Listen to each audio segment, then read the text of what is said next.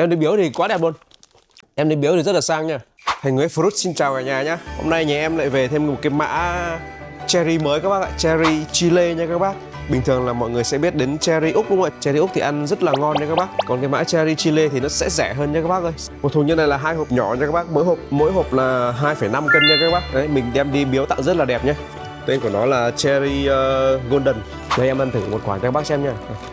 Các bác nhìn chất quả này, đen bóng luôn nha. Mà lại rẻ nữa, rẻ hơn cherry Úc nhá. Ăn cái vị của nó là ngọt đậm nhá. Ngọt đậm mà ăn hơi hắc ấy.